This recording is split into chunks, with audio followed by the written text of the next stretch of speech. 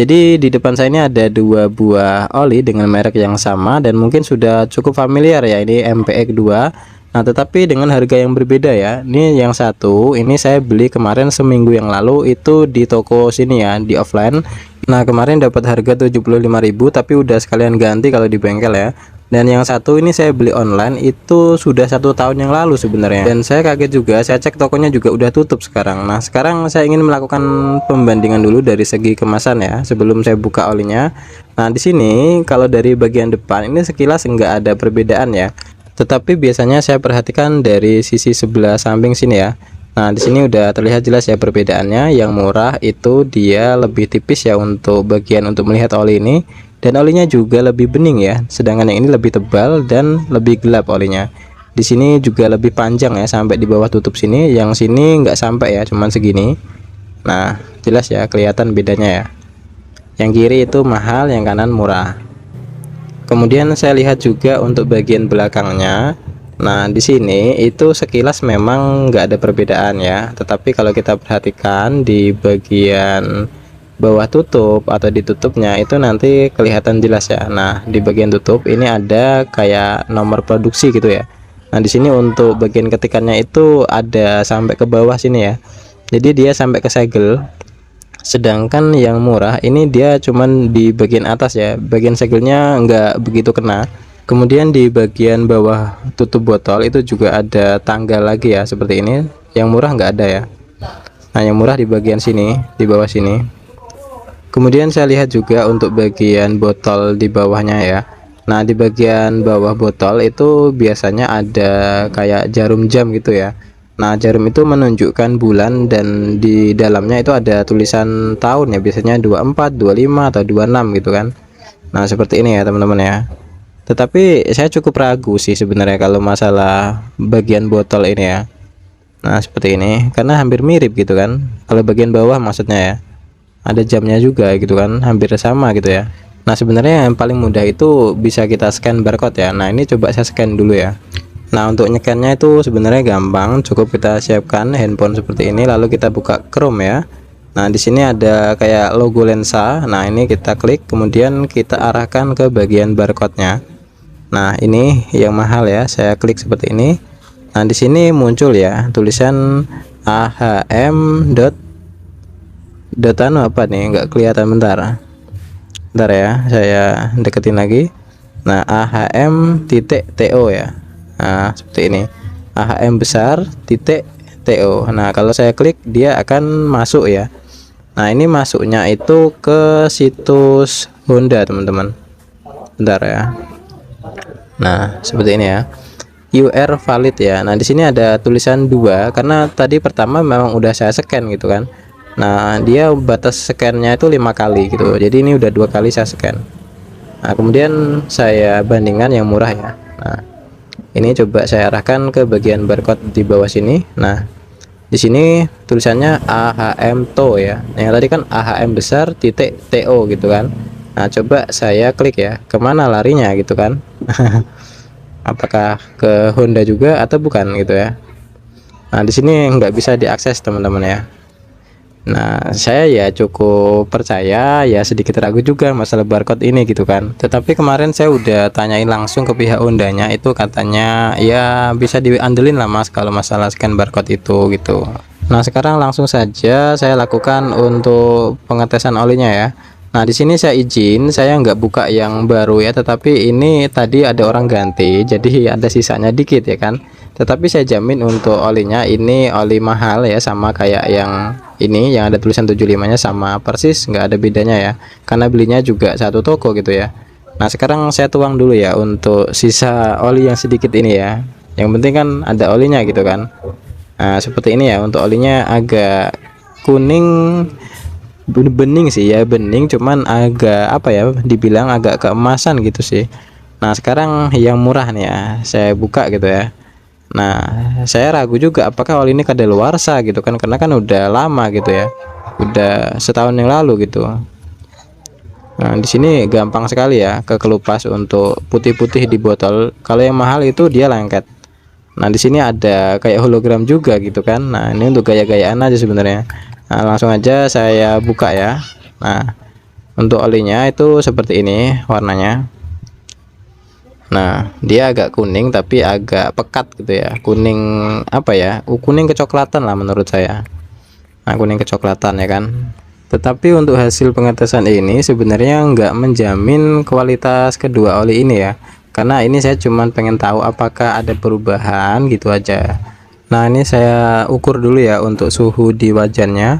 Nah, di sini 27, di sini 26,8, di sini 26,9, di sini 27 ya. Saya bulatkan 27 gitu aja lah dalam keadaan dingin ya. Suhunya 27. Kemudian saya hidupkan kompor ya. Saya akan panaskan. Nah, ini apinya saya kecilin ya biar suhunya nggak begitu cepat naiknya. Nah, di sini saya nggak skip ya untuk videonya. Nah, ini udah mulai naik 60, 64, 65, di sini udah 75, di sini udah 80 sekarang malah ya, cepat sekali ya. 89, ini udah 100 ya malah ya. Oke, ini saya tunggu sampai naik terus ya.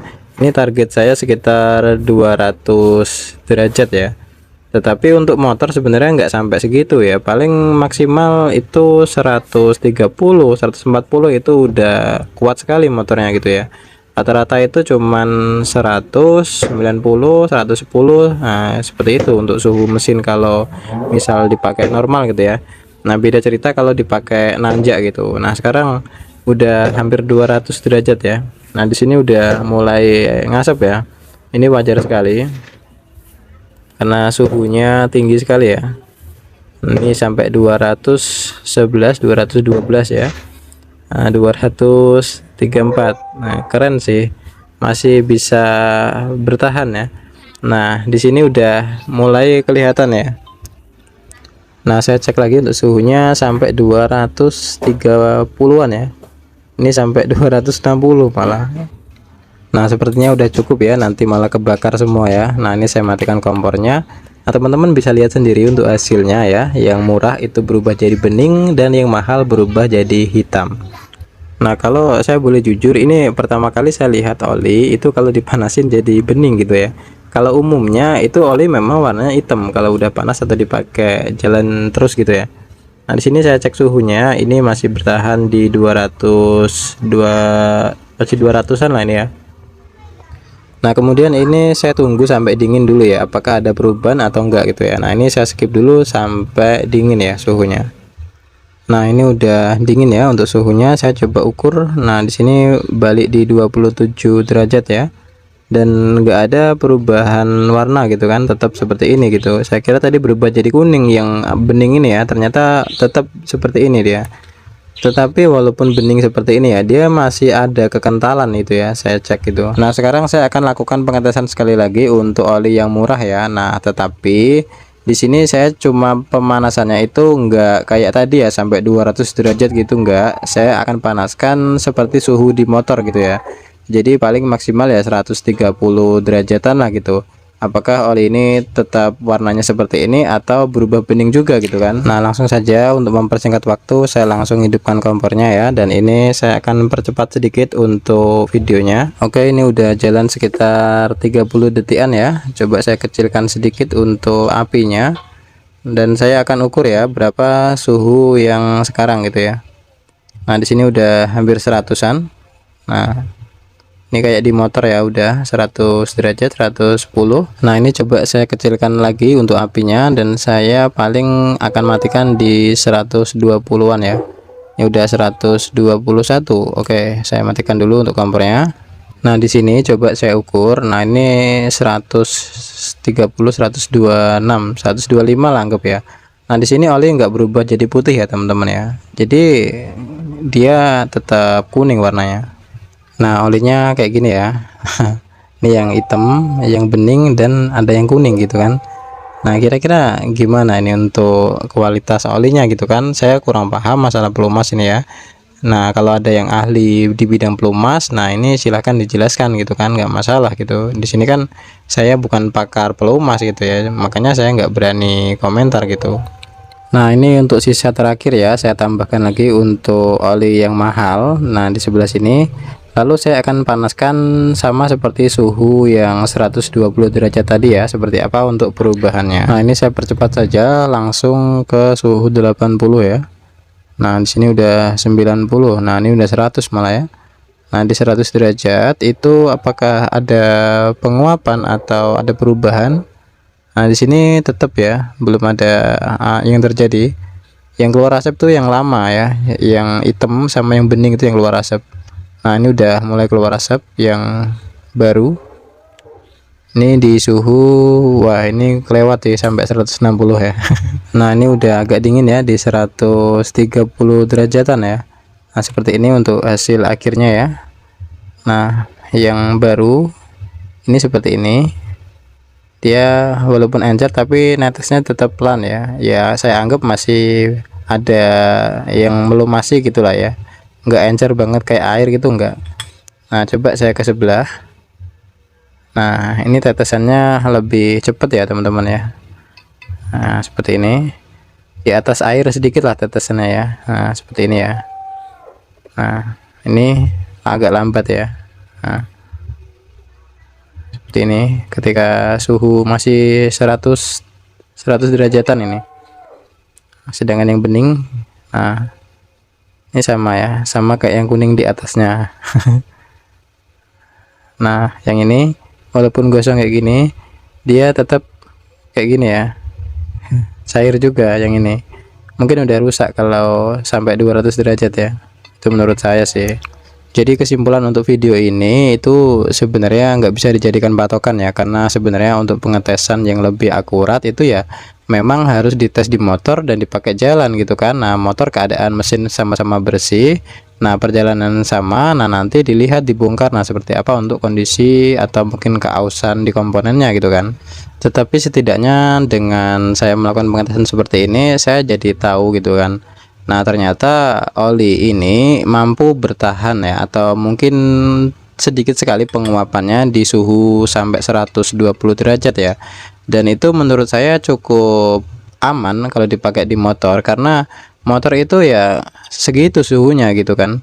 Tapi mungkin teman-teman punya pendapat lain gitu ya, saya persilahkan, nggak masalah gitu kan. Di sini kan kita cuman sharing pendapat atau sharing pengalaman gitu kan.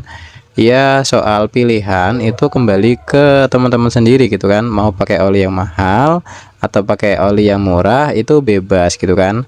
Tetapi sebenarnya kalau kita sebagai konsumen itu kan pengennya kita beli barang itu sesuai harga gitu ya. Jadi kalau misalnya kita bayar mahal ya harus sesuai dengan yang dibayar gitu. Nah, yang saya takutin itu gimana kalau yang mahal itu diisi sama yang murah. Nah, itu yang saya takutkan itu. Coba teman-teman mungkin yang ada solusi ya untuk bagaimana cara mengatasi hal tersebut supaya tidak terjadi peredaran ganda seperti ini gitu ya. Ada yang murah, ada yang mahal ini. Jadi kan konsumen bingung gitu. Saya juga bingung gitu gimana cara ngatasinya gitu. Makanya saya buat video ini, oke?